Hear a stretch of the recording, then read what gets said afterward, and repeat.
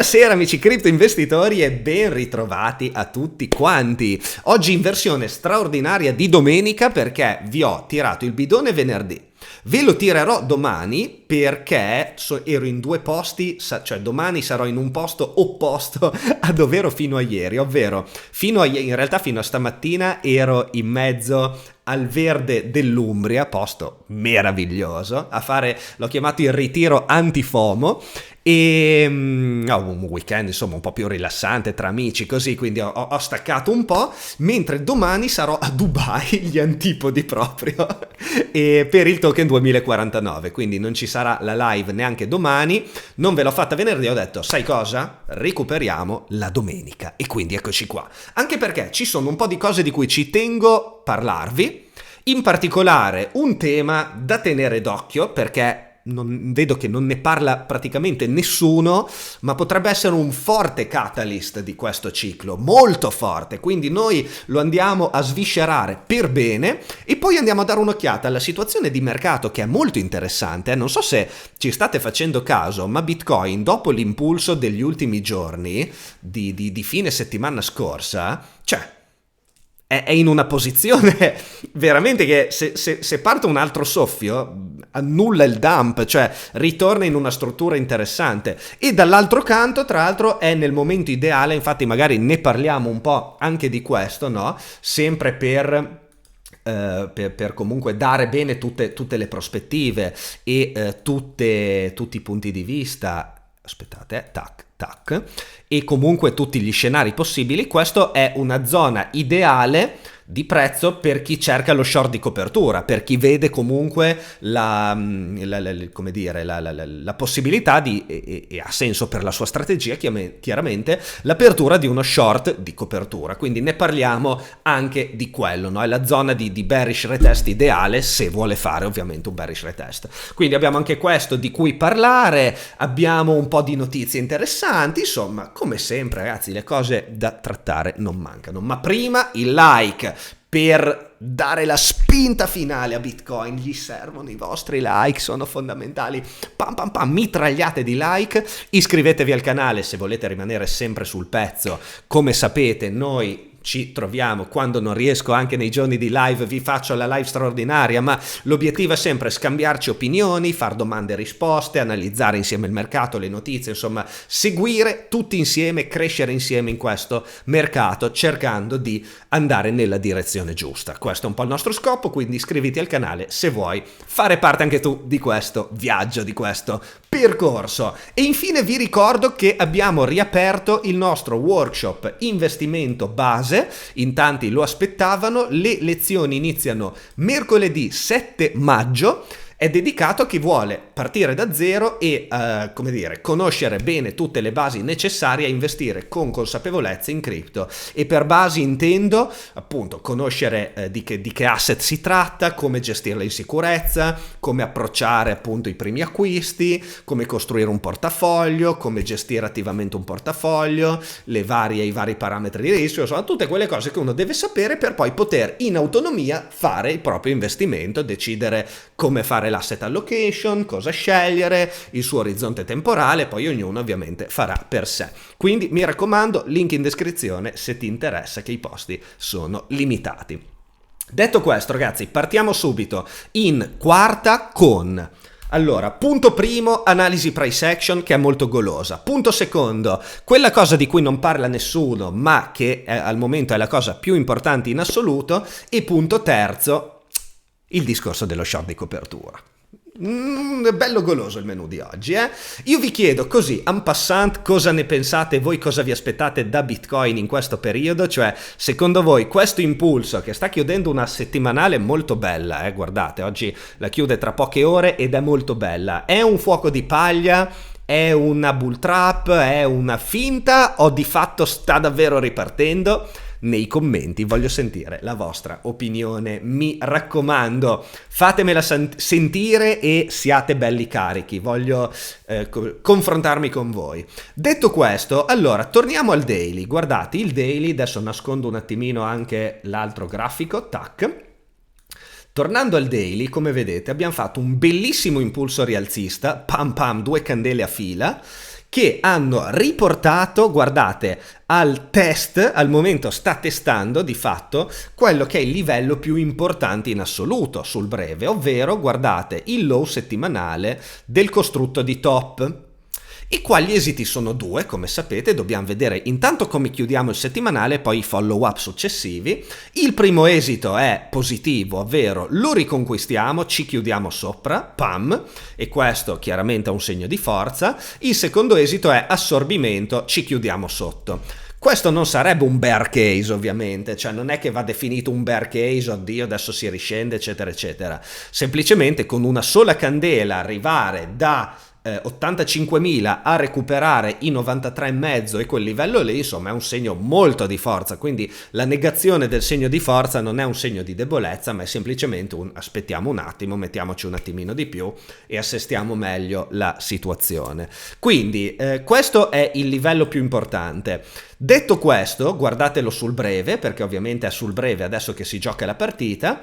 Abbiamo, vedete, fatto un po' di casino così con spike sopra, spike sotto, qualche sweep, pesche di liquidità classiche dinamiche, no, di breve termine, e però al momento guardate sembra che ci vogliamo chiudere sopra, quindi se questo funge sul breve da supporto siamo al top. Forza massima, veramente domanda dominante in questa fase di breve, eccezionale, e prossimo target 96.500 che corrisponde ragazzi all'origine del breakdown. Se noi recuperiamo i 96.500 noi ci siamo rimangiati tutto il dump, il Trump dump dei dazi, mica dazi, controdazi, cose mica cose, è stato assorbito. Quindi tutto questo diventa un enorme costrutto di bottom, molto bello come scenario. Quindi 96.500, bel target nello scenario di domanda dove il livello 93,5 tiene botta, origina domanda e ci fa andare uno scalino più in alto. Ripeto, il caso invece di non forza sufficiente è sweep dei 91,6, pam, e chiusura sotto i 93,5. Qui perdiamo un po' questo range, chiamiamolo pure range, e andiamo a cercare un supporto sottostante. In questo caso cosa succede? Succede che tranquillamente abbiamo fatto il nostro impulso, storniamo, la domanda aspetta, va un attimino nelle retrovie e aspetta ad agire. Dove potrebbe agire? Chiaramente vale il solito discorso, più agisce prima e meglio è lato forza, quindi lato segnali che il mercato ci dà. Nello specifico abbiamo i 90.600 e gli 87.500. Questi due sono i livelli che appunto insomma sui quali la domanda potrebbe reagire. Se non reagisce chiaramente già qui, come vi ho detto prima, che è il best case, ma se arriviamo qui e reagisce subito e ci fa ritornare a fare un higher high o addirittura sopra ai 93,5, cioè comunque scusate sopra i 93,5, è comunque un bel segno perché al primo retest del supporto subito c'è stata domanda. Se anche scendiamo qua sotto non è comunque un problema perché andiamo a ritestare comunque un supporto, chiaro è che ci allontaniamo un po' di più dall'high e quindi ci vuole più forza per poi andare a continuare la struttura. Se invece la domanda arriva prima siamo più vicini all'high ed è più facile fare l'higher high e andare avanti in rialzo, e qua ovviamente è tutto alla massima potenza, no? Quindi il discorso è un po' questo, occhio alla reazione della domanda sui supporti se li andiamo a testare. Questo è quanto. Il bear case è l'assorbimento di tutta la leg up, quindi il bear case è 84.000 persi. Cioè così è, questo è il bear case, capito? Quindi al momento stiamo messi abbastanza bene grazie a quest'ultimo impulso rialzista. Poi chiaro è che le cose possono anche andare così, tac tac tac, e andare a invertire e un po' alla volta lentamente realizzare il bear case, ma lì poi seguiremo giorno dopo giorno il mercato. Il bear case al momento è proprio la perdita degli 84.000, tutto qua, ok? Quindi questa è la situazione. Tra poco vi faccio vedere che qua siamo nel perfetto bearish retest. Se vuole fare un bearish retest e andare appunto a proseguire lo scenario ribassista, per chi sta cercando l'entry per una posizione di copertura, non anche speculativa, chi cerca la speculazione, ma lì sono affari suoi, avrà i suoi journal e tutto. Per il discorso invece della copertura, ovviamente qua c'è un entry interessante che vedete, cioè guardate, vi faccio vedere un grafico più pulito che forse parla più chiaro, no? Questo grafico è anche sul mensile, vedete qua c'è una resistenza importante, per cui il bear case sarebbe proprio il bearish retest. E quindi è l'entry ideale per uno short di copertura che gioca d'anticipo, perché chiaramente il bearish retest potrebbe non esserci e potrebbe continuare a rialzo, ma sono i rischi dell'apertura di uno short di quel tipo. Aprire uno short di copertura, fatto il video dedicato, no, all'edging, aprire uno short di copertura ha dei rischi. Il rischio principale è che il mercato continua a salire e quindi tu guadagni sì dal tuo investimento spot, perché nota bene lo short di copertura copre il rischio di ribasso su un investimento spot già detenuto. Attenzione a questa cosa. E quindi se il mercato continua a salire, lo short di copertura va in perdita e ti erode leggermente il guadagno. Non è mai dominante sull'investimento lo short di copertura, se no che copertura è? Però magari una copertura del 10% già qualcosina ti va a erodere in termini di profitto. Se invece poi va a ribasso, chiaramente va a guadagnare e tu hai più bitcoin di prima, che è l'obiettivo, no, di una copertura. In caso di ribasso tu finisci con più bitcoin di prima grazie alla copertura, in caso di rialzo un po' meno, quello è il rischio. Quindi maneggiare con cura, non è obbligatorio, non lo prescrive il medico, non fate queste operazioni se non sapete cosa state facendo, non è un segnale di trading, non è un niente di niente, è solo che appunto mi avete chiesto i setup interessanti di copertura eccetera eccetera, se li trovi dicceli. Ecco, in questo caso, visto che abbiamo comunque un lower low settimanale, un costrutto di top rotto a ribasso, questo per quanto rischioso, perché appunto potrebbe poi spikare in alto e potrebbe essere un bel entry per uno short di copertura. Anticipo già la domanda che mi è stata fatta, mi viene da ridere perché purtroppo devo anche fare queste precisazioni, no? Visto che comunque si parla con un pubblico ampio e mi era capitato, no? L'ultima volta che ho parlato di uno short di copertura mi hanno detto: ma allora sei diventato bearish su Bitcoin, ma non eri un investitore, adesso sei short. Di copertura, ragazzi, la copertura non è un trade nudo, non è una speculazione, non è un sono diventato bearish, adesso si scende, si dumpa, non è un voglio prevedere il futuro, è un hedging, una copertura, una sorta di piccola assicurazione che ha un rischio, che ha un costo, che ti protegge in caso di eventuale ribasso, ma chiaramente ti fa pagare un costo in caso in cui il ribasso non ci sia.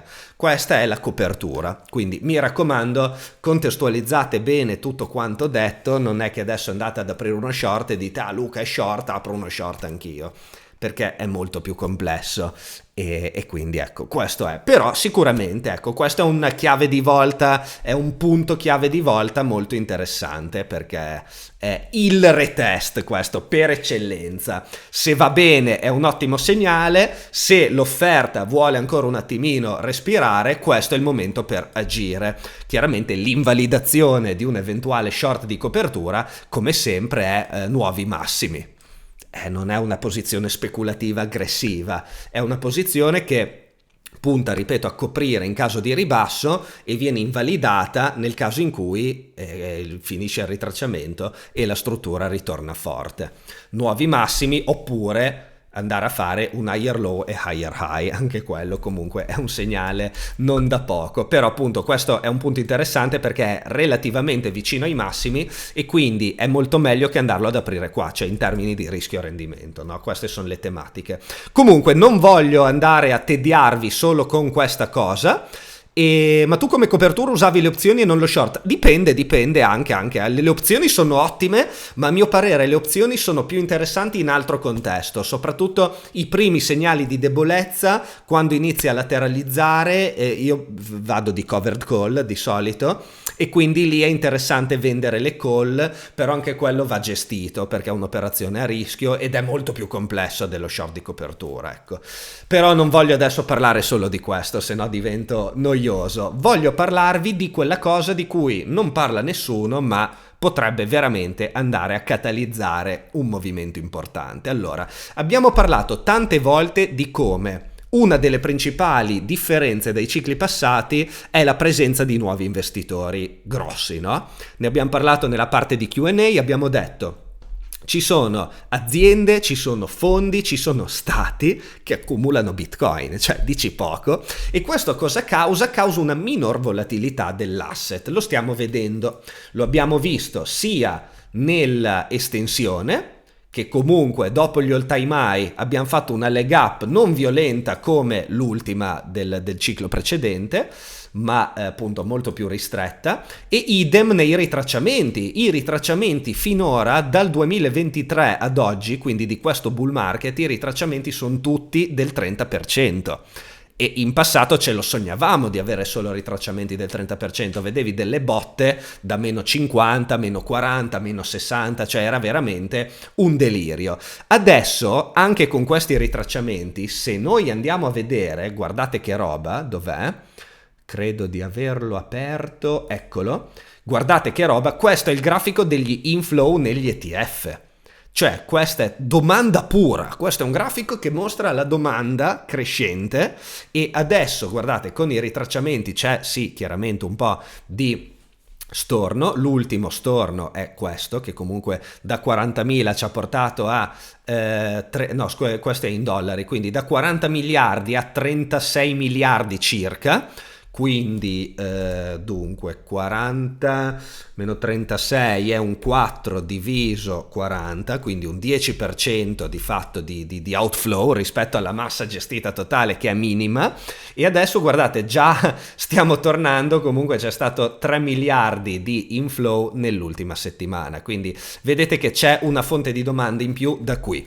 Poi c'è il tema riserva di Stato, che adesso è lì impending, ma anche quello è importante. E poi c'è il tema aziende, abbiamo Strategy che continua anche lui bam bam bam a comprare, e non più solo Strategy, perché adesso ci sono anche delle new entry, ci sono aziende come GameStop, come altre che anche loro si sono messe a comprare Bitcoin, e c'è una new entry importantissima adesso, si chiama 21. Non so se l'avete letta. Eccola qua, no scusate, perché no, la cosa della Juve, vabbè. 21 è questa, adesso aspettate che vi vado a recuperare anche il tweet, perché lo spiegava bene. Praticamente è non è proprio un competitor di MicroStrategy, cioè questa 21 di fatto ha proprio lo scopo, come viene spiegato poi nel loro, diciamo, white paper, di andare a creare un veicolo azionario per chi vuole esporsi a Bitcoin. C'è proprio un tema di Bitcoin per share. Se voi andate sul loro sito, loro proprio ti presentano subito come prima schermata Bitcoin per share, cioè loro detengono Bitcoin, emettono delle azioni e fanno un po' alla MicroStrategy. Ma la cosa interessante, voi direte, vabbè, cosa, cioè non serve perché c'è MicroStrategy? È diverso, perché in realtà loro è proprio Bitcoin, esposizione in Bitcoin pura, e viene tutto spiegato, no, nel loro about. Ecco, no, dov'è che è? Un modello insomma efficiente in termini di capitale per andare a esporsi in Bitcoin tramite appunto uno strumento azionario.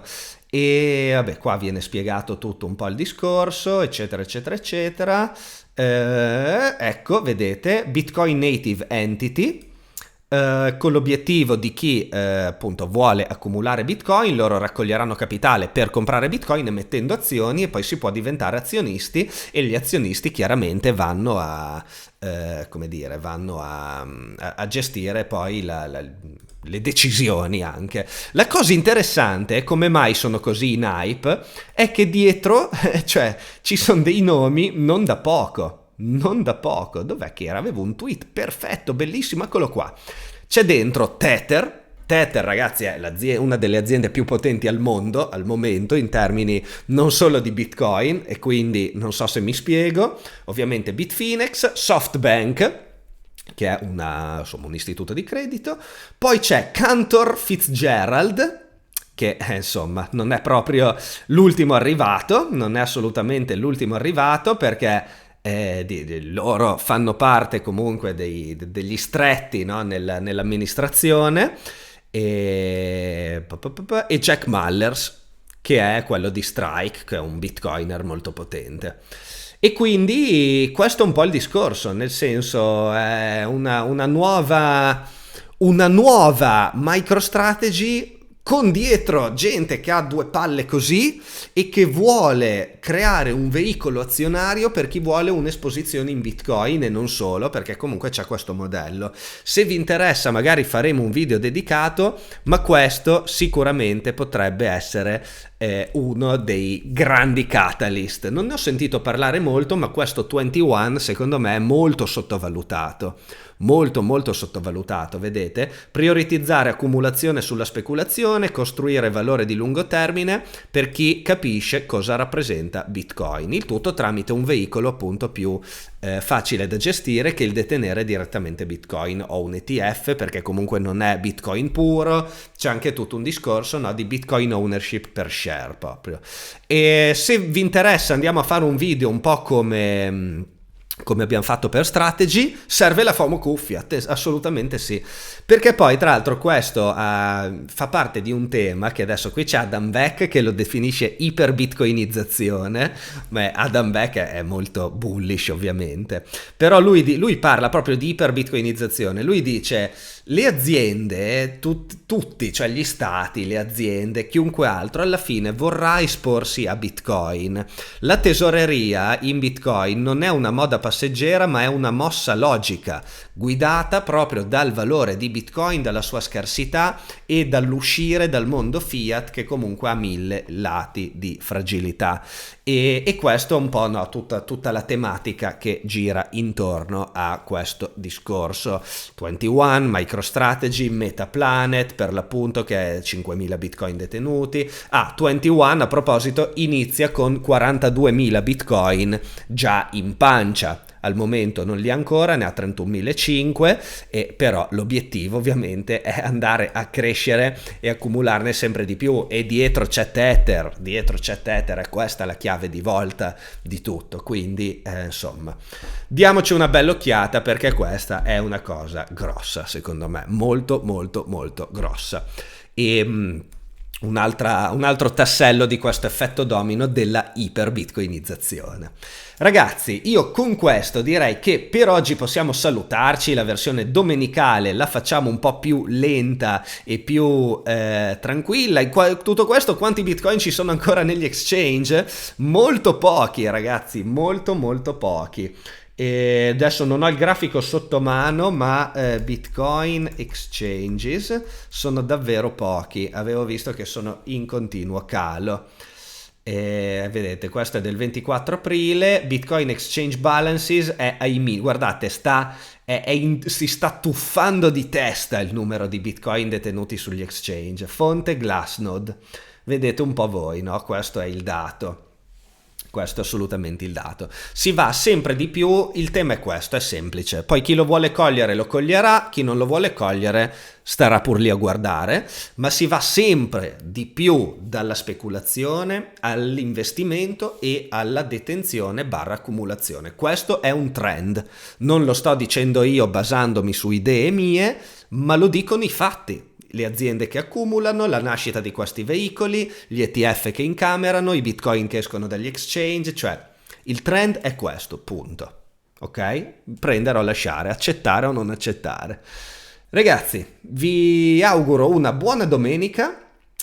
Oggi mi sa che non ho i cippini programmati, purtroppo. Vi darò qualche dritta dal token 2049 nei prossimi giorni, magari riesco a strappare qualche intervista interessante, ci si prova, promesso. E nel frattempo davvero vi saluto, noi ci vediamo, non vi so dire quando. Volevo anche organizzare una live su Ethereum con degli esperti per parlare di Ethereum, se sta morendo, sta fallendo, insomma con dei tecnici proprio, degli addetti ai lavori del mondo Ethereum. Volevo organizzarla per i prossimi giorni, ci proverò anche da Dubai. E domani la live non ci sarà, vi avviso già, quindi non aspettatevela, però magari ci rivediamo mercoledì. Adesso vedo cosa riesco a fare, ok? Voi abbiate fede e abbiate pazienza. Bon. E il TEDx non è ancora uscito, purtroppo. Cippini doppi, alla fine prossimo giro cippini doppi, promesso. TEDx non è ancora uscito, purtroppo. E basta. Vi avviso appena esce, quello è poco ma sicuro.